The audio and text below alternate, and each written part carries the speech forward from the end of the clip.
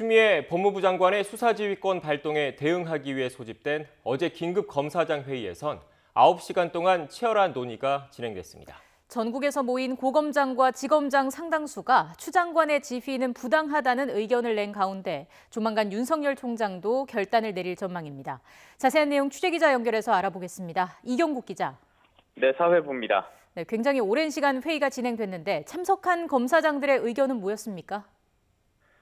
네, 수사지휘권 발동 바로 다음 날 긴급 소집된 검사장 회의 무려 9시간 동안 이어졌습니다.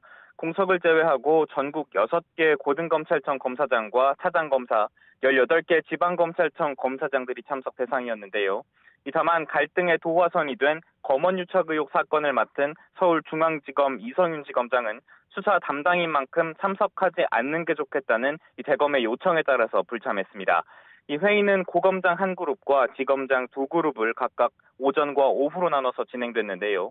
추 장관 지휘의 적법성과 수용 여부, 총장의 거취 문제 등을 두고 치열한 의견 진술과 토론이 이어졌습니다.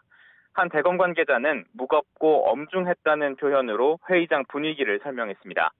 의견을 듣기 위해서 마련된 자리였던 만큼 특별한 결론을 도출하진 않았는데요. 다만 참석자 상당수가 총장의 수사 지휘를 막은 추 장관 지휘엔 문제가 있다며 재지휘를 요청하자는 의견 등을 낸 것으로 전해졌습니다.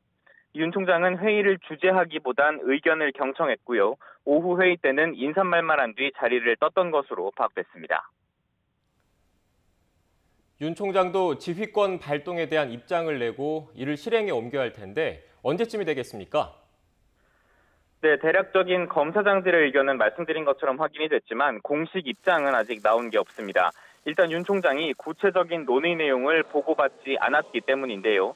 내일이나 모레쯤 정리된 내용을 보고받은 뒤 입장을 밝힐 것으로 보입니다.